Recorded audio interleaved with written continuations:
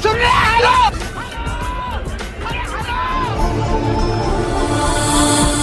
In the year 2000, around 35% of Indian youth were unemployed. By 2022, the number almost doubled. The ILO says about 65% of the youth in India are jobless. 65%.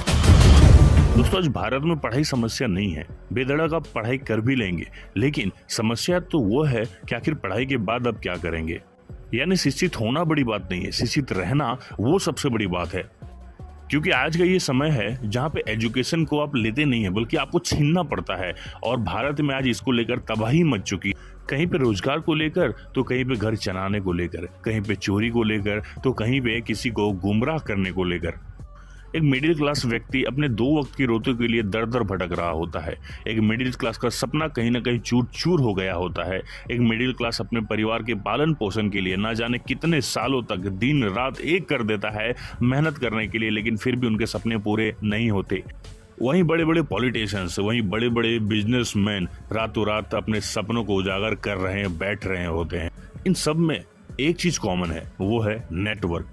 दोस्तों, media का काम क्या है? Media का काम है जागरूक कराना। आज इंडिया में जो कुछ भी हो रहा है उसका चर्चा आप तक करना। गवर्नमेंट का क्या काम है? गवर्नमेंट का काम है कि आपको टाइम टू टाइम रोजगार प्रदान करे। लेकिन दोस्तों, यहाँ पे उल्टा हो रहा है। पॉलिटिशियंस बहुत ही अच्छे तरीके से जानते हैं कि आज की युवा को यदि रोजगार दे दिया जाए तो उनकी पार्टी नहीं चलेगी। यदि युवा को गुमराह करके रखा जाए तो ही उनकी पार्टी का आगे कोई फ्यूचर बनेगा। मीडिया का काम होता है कि वो रोजगार को लेकर कुछ बातें करे, बड़े बड़े मुद्दों को सामने रखे। गवर्नमेंट का काम है कि वो ज्यादा रोजगार देश के लिए पैदा करे, पर यहाँ पर हो रहा है सब कुछ उल्टा। क्योंकि पॉलिटिशियन को अच्छे से पता है कि जब तक ये युवा बेरोजगार हैं, तब तक अपने फायदे के लिए इन्हें हम यूज कर सकते हैं। गरीब अगर अनपढ़ रहेगा तभी तो भेड़ बकरियों की तरह इन नेताओं के इशारों पे चलता रहेगा। और सभी जानते हैं कि यही अनपढ़ लोग इनका वोट बैंक है, जो धर्म और जात के नाम पे वोट देते आए हैं। अब जनता अगर पढ़ लिख गई तो नेताओं के लिए बड़ी समस्या हो जाएगी। नहीं, फ्री का पानी देने से, फ्री का लैपटॉप देने से, फ्री का इलेक्ट्रिसिटी देने से, ये सारी चीजें करने से कहीं ना कहीं बेरोजगारी खत्म नहीं हो। ना गवर्नमेंट इसमें कुछ कर सकती है, ना हम अकेले। दोस्तों, बेरोजगारी एक ऐसा चैलेंज है गवर्नमेंट के लिए जो आज तक सॉल्व नहीं हो पाई है। और कहीं ना कहीं ये बेरोजगारी न केवल गवर्नमेंट अकेले कर सकती है और ना मैं और आप अकेले कर सकते हैं, बल्कि इस काम को हम सबको मिलकर करना। आज हमारे देश में 15 साल, 20 साल, 25, 30, 35, 45, 55 साल के बहुत सारे लोग हैं जो कि आज घर में बैठे हुए हैं। आज बहुत सारी डिग्रियां होने के बाद भी वो बेगारी अपने घर में बैठे हुए हैं, इस सोच में कि उनको कहीं ना कहीं नौकरी मिल जाएगी, प्रयास करते रहते हैं। उन्हें कहते हैं हम अनएम्प्लॉयमेंट। लेकिन कुछ लोग ऐसे भी हैं जो कुछ ना करके भी सरकार से ये उम्मीद लगा के बैठे हुए हैं कि हमें नौकरी मिल जाए, उसे नाकामा भी कहते हैं। मान लीजिए कोई 15 से 20 साल का एक युवा है जो अच्छी खासी डिग्रियां लेके भी गवर्नमेंट जॉब की तैयारी कर रहा है, इसलिए उद्देश्य से कि हमें मुझे 15 से 20 हज़ार की नौकरी आराम से मिल जाएगी, और हर साल वो प्रयास करता है उस नौकरी को लेने की, और उसके अलावा कोई भी अन्य काम में टाइम नहीं देता। तो क्या ये अच्छी बात है? आप बताओ मुझे, येस या नो। दोस्तों, इंडिया एकमात्र ऐसा देश है जहां पे जीडीपी और अनएम्प्लॉयमेंट दोनों की रेट एक साथ ऊपर बढ़ रही है, और गवर्नमेंट इस मुद्दे को हमेशा छुपाते आ रही है और आज भी छुपा रही है।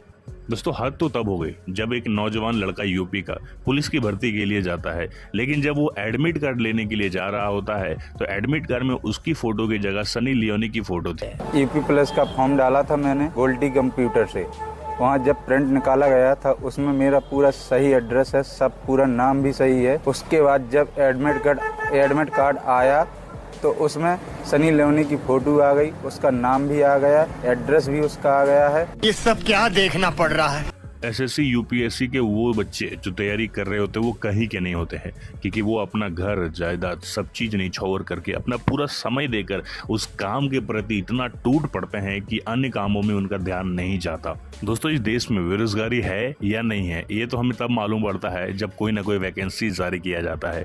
2019 के रेलवे भर्ती के अंदर में दोस्तों, उन भर्ती के अंदर में इतने लोग शामिल थे, इतने लोगों ने फॉर्म भरा था जितना कि एक डिस्ट्रिक्ट में लोग नहीं होते। दोस्तों ताजुब की बात तो ये है कि हम उस देश में रहते हैं, उस भारत देश में रहते हैं जहाँ पे सफाई कर्मचारी की भी नौकरी निकलती है तो बड़े बड़े MBBS इंजीनियर किए हुए, डिग्री लिए हुए बच्चे इस फॉर्म को फिलअप कर रहे होते हैं। मात्र 368 प्यून जॉब्स के लिए 23 लाख से ज्यादा लोगों ने फॉर्म भरा था। दोस्तों ताजुब की बात है कि हम भारत के उस देश में रहते हैं जहाँ पे एक सर्वे के अनुसार 80% से ज्यादा हमारे ऐसे इंजीनियर्स हैं जो के पास काबिलियत ही नहीं है। ये सर्वे के कहने का अनुसार है। दोस्तों गवर्नमेंट ये सारी चीजें छुपा तो सकती है लेकिन कहीं ना कहीं ये पब्लिकली दिख जाता है। यानी बात तो पूरी साफ है दोस्तों कि हमारे पास डिग्री के नाम पे कुछ भी नहीं है बल्कि कोरा कागज है। आज हमारे स्कूल कॉलेजेस में जो पढ़ाई हो रही है उसमें 80% से भी ज्यादा ऐसे सब्जेक्ट्स होते हैं जिनका फ्यूचर में कोई भी काम नहीं होता। दोस्तों इंडिया का एजुकेशन सिस्टम आज भी ब्रिटिश एजुकेशन सिस्टम ही है। दोस्तों ब्रिटिश एजुकेशन सिस्टम इसलिए बिकॉज जिस समय पे अंग्रेज इस देश में रहा करते थे उन्होंने ये स्कूल को जारी किया था और कहीं ना कहीं अंग्रेज यहाँ से चले गए लेकिन उनका ये एजुकेशन सिस्टम कहीं ना कहीं दूर नहीं गया। वे हिंदी को इसलिए प्रयोग नहीं करते थे, इंग्लिश को महत्व देते थे क्योंकि उन्हें हिंदी में ट्रांसलेट करना मुश्किल होता था। लेकिन आज भी वही चीज़ हो गया है और रिपीट होता चला जा रहा है कि इंग्लिश आज हमारे समाज में एक स्टेटस, एक लेवल की तरह देखा जाता है। जिस व्यक्ति को इंग्लिश में बात करना ना आता हो, जिनके बच्चों को इंग्लिश में बात करना ना आता हो, कहीं ना कहीं उसे शर्मिंदा महसूस किया जाता है। आप में से ऐसे कितने लोग हैं जिन्होंने अपना स्कूलिंग कंप्लीट करते ही आपको आपके हाथों में जॉब मिल गई थी? कोई भी है ऐसा? नहीं ना। दोस्तों 10th के बाद आपने क्या होगा, आपने कहीं ना कहीं स्किल लेने के लिए अपना समय दिया होगा दोस्तों, और वो स्किल ऐसा होगा जो कहीं ना कहीं हमारे इंडियन एजुकेशन सिस्टम से डिफरेंट होगा। एक ऐसा काम होगा जो कहीं ना कहीं उस बुक में, कहीं भी उस किताब में नहीं लिखा हुआ था।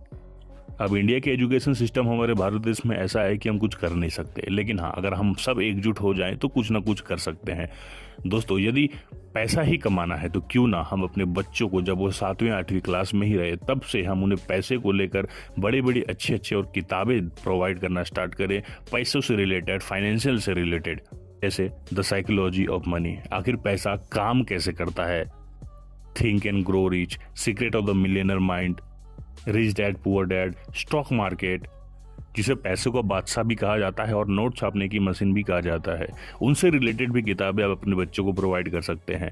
जैसे how to beat the market, the compound effect, क्या जबरदस्त बुक है द एटॉमिक हैबिट, साथ ही भगवत गीता जिससे उन्हें जिंदगी की अनुशासन और सीख मिलती चली जाए।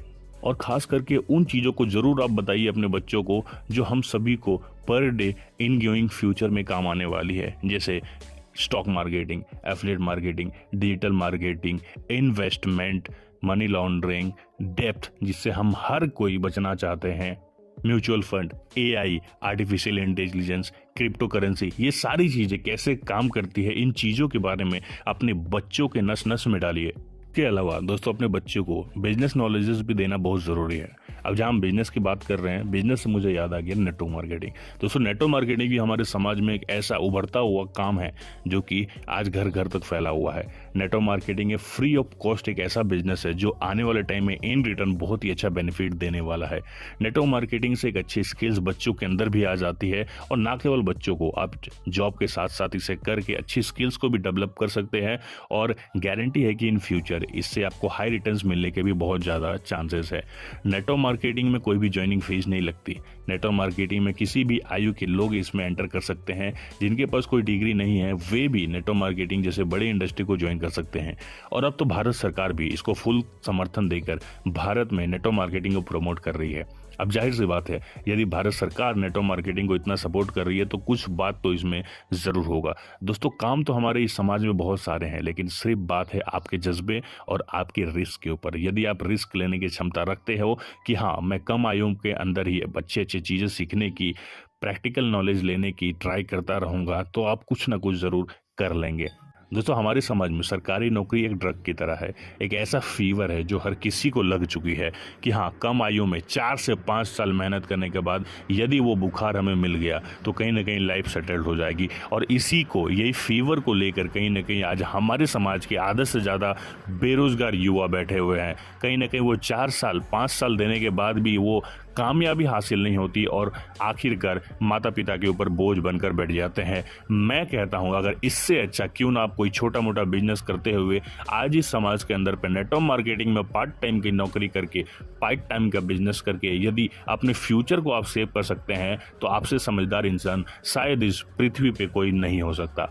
दोस्तों, टेक योर ओन रिस्क, अपने आप पे भरोसा रखिए, अपने आप पर, अपने स्किल्स पर भरोसा रखिए और आज के समय पे कहीं ना कहीं सरकारी नौकरी से हटकर किसी अदर विकल्प को सेलेक्ट कीजिए। आज हमारे समाज में हजारों ऐसे विकल्प शामिल है जहां से कहीं ना कहीं आप एक अच्छा रोजगार पाकर अपने फैमिली, अपने परिवार को अच्छा और संतुष्ट वातावरण में अच्छा और संतुष्ट जीवन बिताने में उनकी सहायता कर सकते हैं।